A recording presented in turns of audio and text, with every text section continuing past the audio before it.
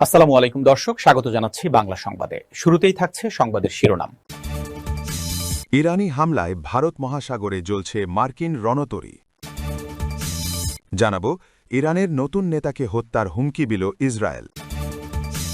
আরও জানব ইউক্রেনের পর এবার মধ্যপ্রাচ্যের আকাশে আতঙ্ক ছড়াচ্ছে ইরানের শাহেদ ড্রোন। আয়াতুল্লাহ খামেনির শেষ বিদায় অনুষ্ঠান স্থগিত।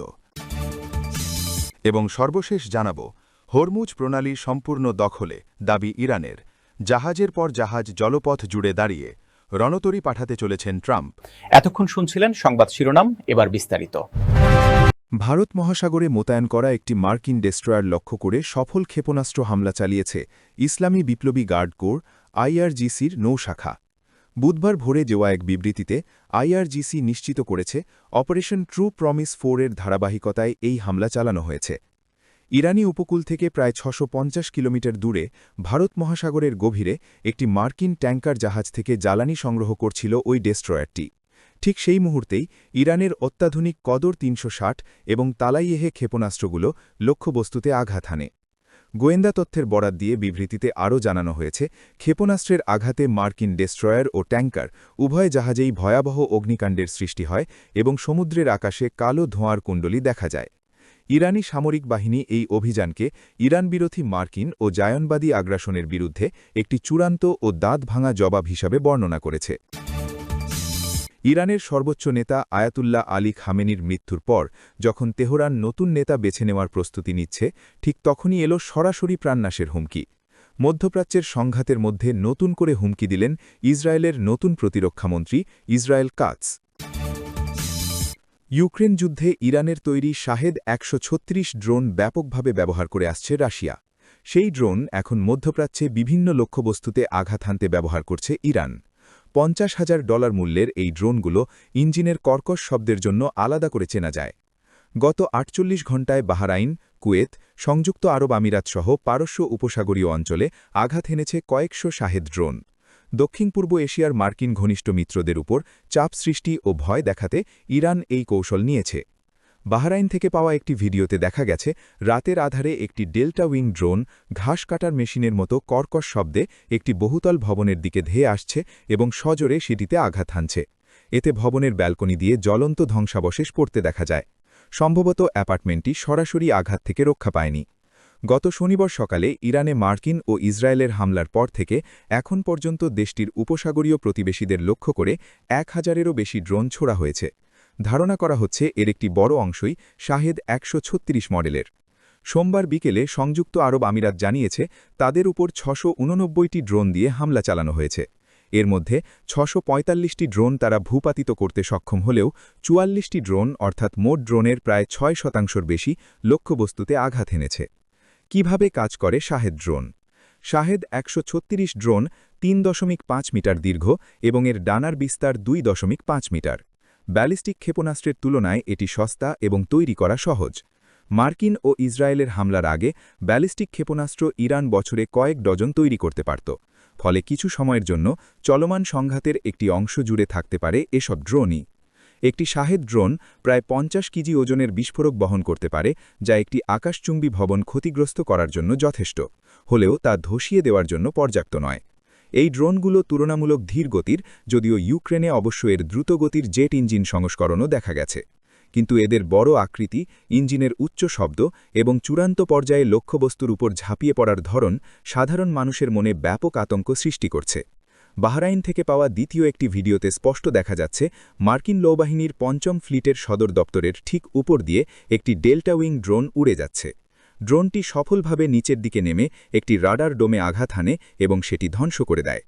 ইরানের ড্রোন হামলার পর বাহরাইনের মানামায় একটি বহুতল ভবনে আগুন জ্বলতে দেখা যাচ্ছে। ২৮ ফেব্রুয়ারি ইরানের ড্রোন হামলার পর বাহরাইনের মানামায় একটি বহুতল ভবনে আগুন জ্বলতে দেখা যাচ্ছে। এছাড়া কুয়েত ও সংযুক্ত আরব আমিরাতেও শাহেদ ড্রোন হামলার খবর পাওয়া গেছে। সাইপ্রাসের আক্রোতিরিতে ব্রিটিশ বিমানবাহিনীর আরএএফের একটি বাতিতেও সম্ভবত এই ড্রোন দিয়ে হামলা চালানো হয়েছে। এই ড্রোনগুলোর পাল্লা প্রায় ২০০০ কিলোমিটার পর্যন্ত হতে পারে। এগুলো সাধারণত আগে থেকেই ঠিক করে দেওয়া জটিল পথ ধরে উড়তে পারে। রাডার ফাঁকি দেওয়ার জন্য এগুলো নিচ দিয়ে উড়ে যায়। তবে ইউক্রেন যুদ্ধ থেকে এমন প্রমাণ পাওয়া যাচ্ছে যে এই ড্রোনগুলো দূর থেকে অপারেটরের মাধ্যমেও নিয়ন্ত্রণ করা যায়, যার ফলে একদম শেষ মুহূর্তেও এগুলো দিক পরিবর্তন করতে পারে। শাহেদ ১৩৬ ড্রোনগুলো গত দশকের শেষের দিকে ইরানে নকশা করা হয়েছিল। ২০২১ সালের জুলাইয়ে ইসরায়েলি মালিকানাধীন তেলবাহী জাহাজ মার্সার স্ট্রিটে হামলার মাধ্যমে প্রথম এই ড্রোনের অস্তিত্ব নিশ্চিত হওয়া যায়। এর আগে ২০১৯ সালের সেপ্টেম্বরে সৌদি আরবের আবকাইক ও খুরাইস তেল স্থাপনেও সম্ভবত এই ড্রোন ব্যবহার করা হয়েছিল। মার্কিন দাবি অনুযায়ী ইরানের শাহেদ এভিয়েশন রিসার্চ সেন্টার নামের একটি প্রতিষ্ঠান মূলত এই ড্রোনের নকশা করে। প্রতিষ্ঠানটি দেশটির ইসলামী বিপ্লবী গার্ড বাহিনীর অধীনস্থ। তবে ২০২২ সালের শরৎকাল থেকে ইউক্রেন যুদ্ধে রাশিয়ার পক্ষ থেকে ব্যাপক ব্যবহারের ফলেই এই ড্রোন বিশ্বজুড়ে পরিচিতি পায়। শুরুতে ইরান থেকে রপ্তানি করা হলেও পরবর্তীতে এই টেকনোলজি রাশিয়ার কাছে হস্তান্তর করে তেহরান। এরপর রাশিয়ার ভলগা নদীর তীরে অবস্থিত ইয়েলাবুগা শহরের একটি কারখানায় বিপুল পরিমাণে এই ড্রোন তৈরি করা হচ্ছে। রাশিয়া সাধারণত ইউক্রেনে হামলার সময় একসাথে প্রায় ৮০০টি শাহেদ ১৩৬ ড্রোন, একই রকম দেখতে জেব্রা ডেকয় ড্রোন এবং স্বল্প সংখ্যক ক্রুজ ও ব্যালিস্টিক ক্ষেপণাস্ত্র ব্যবহার করে। মূলত ইউক্রেনের আকাশ প্রতিরক্ষা ব্যবস্থাকে বিভ্রান্ত করতেই ঝাঁক বেঁধে এই হামলা চালানো হয়, যাতে ড্রোনের আড়ালে অন্য বিধ্বংসী ক্ষেপণাস্ত্রগুলো লক্ষ্যে আঘাত হানতে সফল হয়। আয়াতুল্লাহ আলী খামেনির শেষ বিদায় অনুষ্ঠান স্থগিত করা হয়েছে। ইরানের সংবাদ মাধ্যম তাসনিম সংবাদ সংস্থা এ তথ্য নিশ্চিত করেছে। সংবাদ সংস্থা জানিয়েছে, আজ বুধবার ইরানের রাজধানী তেহরানে স্থানীয় সময় রাত ১০টায় আয়াতুল্লাহ আলী খামেনির শেষ বিদায় অনুষ্ঠান শুরু হবার কথা ছিল, তবে সেই অনুষ্ঠানটি স্থগিত করা হয়েছে। সংবাদ মাধ্যমটি একটি সরকারি সূত্রের উদ্ধৃতি দিয়ে জানিয়েছে, অনুষ্ঠান স্থগিতের কারণ হিসেবে উল্লেখ করা হয়েছে প্রশাসনিক ও লজিস্টিক্যাল সমস্যা। এর মধ্যে বিভিন্ন প্রদেশের মানুষদের অনুষ্ঠানে অংশগ্রহণের অনুরোধও অন্যতম কারণ হিসেবে উল্লেখ করা হয়েছে। হরমুজ প্রণালী ওমান এবং ইরানের মধ্যে সরু সমুদ্র প্রণালী। তবে সরু হলে কি হবে? এই প্রণালী দিয়েই জলপথে বিশ্বের অধিকাংশ তেল আমদানি রপ্তানি হয়। সেই প্রণালী সম্পূর্ণ দখল করে নেওয়া হয়েছে বলে দাবি করল ইরানের ইসলামিক রেভলিউশনারি গার্ড বাহিনী। সেই খবর প্রকাশ্যে আসতেই মাথায় হাত পড়েছে বিশ্বের অনেক দেশের। বর্তমানে হরমুজ প্রণালীকে ঘিরে রয়েছে শয়ে শয়ে জাহাজ, না এগোতে পারছে না পিছোতে। ইরানের জারি করা বিধিনিষেধের কারণে হরমুজ প্রণালীতে জাহাজ চলাচল স্তব্ধ। সেই ভিড়ে রয়েছে মার্কিন জাহাজও। তবে মঙ্গলবার মার্কিন প্রেসিডেন্ট ডোনাল্ড ট্রাম্প আমেরিকার নৌবাহিনীকে নির্দেশ দিয়েছেন তারা যেন হরমুজ প্রণালী দিয়ে তেল ট্যাঙ্কারগুলিকে পাহারা দিয়ে নিয়ে যায়। হরমুজ প্রণালী চওড়ায় ৪০ কিলোমিটার।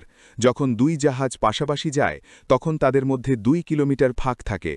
যুদ্ধ শুরু হতেই হরমুজ প্রণালীতে অবরোধ সৃষ্টি করেছে ইরান, কিন্তু ট্রাম্প মনে করেন সেই অবরোধ সহজেই সরানো সম্ভব। পশ্চিম এশিয়ার সংকট গভীর হলেও বিশ্বব্যাপী তেল সরবরাহের শৃঙ্খল রক্ষা করার প্রতিশ্রুতি দিয়েছেন ট্রাম্প। ট্রুথ সোশ্যালে এক পোস্টে তার এই নির্দেশের কথা উল্লেখ করেছেন মার্কিন প্রেসিডেন্ট।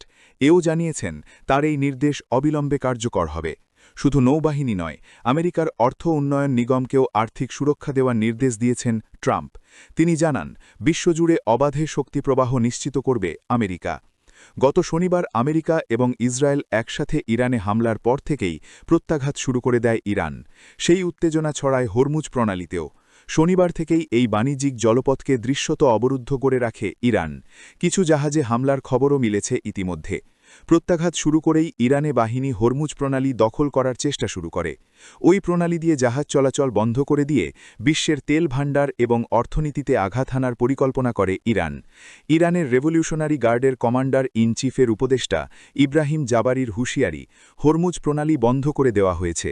যদি কেউ এই জলপথ পার হওয়ার চেষ্টা করে সেই জাহাজগুলিকে জ্বালিয়ে দেওয়া হবে।